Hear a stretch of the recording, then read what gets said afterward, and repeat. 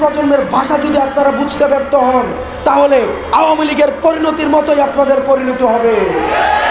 উপদেষ্টার কাতার থেকে আপনারা আবার জনগণের কাতারে নেমে আসুন। আমরা বারবার বলছি, আওয়ামী লীগের প্রশ্নে সর্বপ্রথম যে বিষয়টি আসবে সেটি হচ্ছে আওয়ামী লীগের আগে বিচার হতে হবে।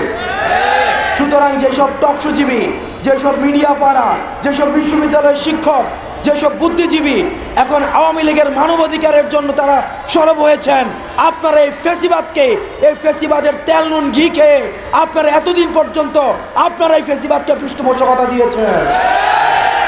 সুতরাং আপনারা ফ্যাসিবাদের পক্ষে যে কলমগুলো এখন আবার লিখবে, আমরা সেই কলমগুলোকে আমরা ভেঙে দিব। ফ্যাসিবাদের পক্ষে যেসব মিডিয়া কথা বলবে, আমরা সেই মিডিয়ার বিপক্ষে আমাদের অবস্থান আমাদের অব্যাহত থাকবে।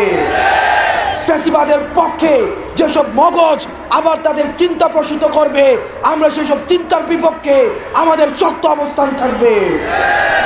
আমরা বারবার বলছি, আপনারা যদি এই তরুণ প্রজন্মর কথা আপনারা বুঝতে ব্যর্থ হন, আওয়ামী লীগের যে পরিণত হয়েছে, পরবর্তীতে যারাই নীতি নির্ধারণের পর্যায়ে আসবে, এই তরুণ প্রজন্মের ভাষা যদি আপনারা বুঝতে ব্যর্থ হন, তাহলে আওয়ামী লীগের পরিণতির মতোই আপনাদের পরিণতি হবে।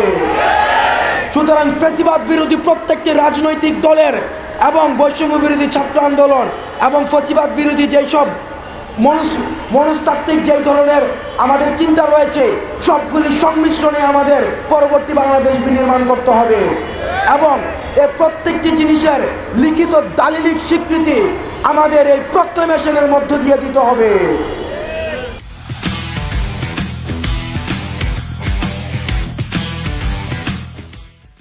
আমরা 15 তারিখ পর্যন্ত আমাদের আলটিমেটাম ছিল, আজকে 14 তারিখ, আজকে গণসংযোগের পরে আমরা 15 তারিখ পর্যন্ত সরকারকে সময় দিয়েছি।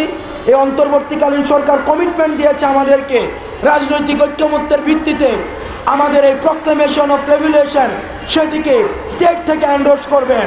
অত্যন্ত দুঃখজনক বিষয় হচ্ছে এখনো পর্যন্ত আমরা কোনো দৃশ্যমান কোনো পদক্ষেপ আমরা দেখি নাই। আমরা যাদেরকে উপদেষ্টা বানিয়েছি, আমাদের প্রতিনিধি হয়ে যেসব উপদেষ্টা সরকারে গিয়েছে, আমরা আপনাদেরকে বলতে চাই, আপনারা আমাদের প্রতিনিধিত্ব করছেন।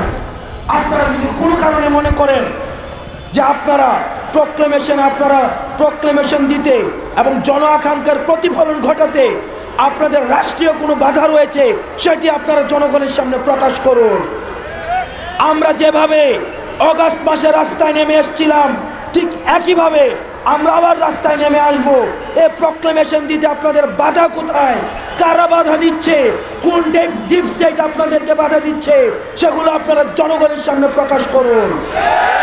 যদি আপনারা সেটিতে ব্যর্থ হন, তাহলে উপদেষ্টার কাতার থেকে আপনারা আবার জনগণের কাতারে নেমে আসুন।